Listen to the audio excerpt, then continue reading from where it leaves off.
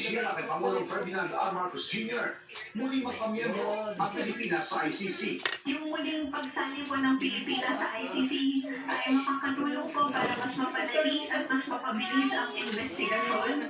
Kung sa ngayon ay mas mabilis ay po namin makakamit ang justisya. May chance naman po si former President Duterte na depensahan ang kanyang sarili. Sana po magbukas ang mata ng mga Pilipino na kami po yung totoong biktima. Hayaan po nating malibig ang katotohanan at husgahan ang ebidensya.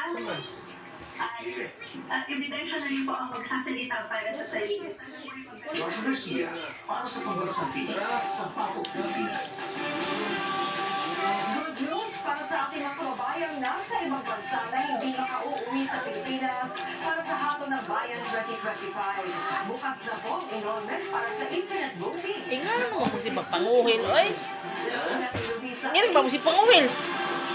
May Panguhil. Ang enrollment para sa internet voting ng mga overseas Filipino workers. Ayon kay Comelec Chairman George Erwin Garcia, lahat ng mga OFW na rehistradong botante dapat mag-enroll sa website para makaboto Ano online. siya? Sa darating kasi na hatol ng bayan, may ilang bansa na ang tanging paraan lang ng pagboto ng mga OFW ay internet voting. Kailangan ma-enroll nyo ang sarili nyo sa aming mga website, nandyan po lahat.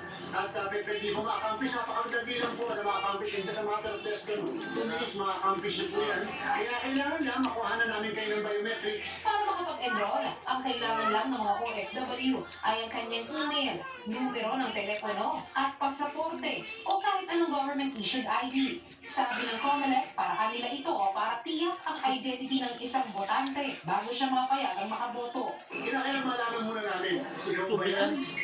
Yan ba yung identity mo? Para mabigyan ka ng tinatawag na password para magamit mo yung ating sistema. Tiniyak naman ng Comelec ang online voting and counting system ay ligtas at hindi madadaya. Ito ay hack-free at hindi ito na compromise ang integridad ng ating sistema. Kaya naman po, yung garansya namin sa sambayanan ay gano'n lang po kataas. Kaya lang, patuloy pa rin tayo magbabantay. Magtatagal naman ang enrollment hanggang sa May 7.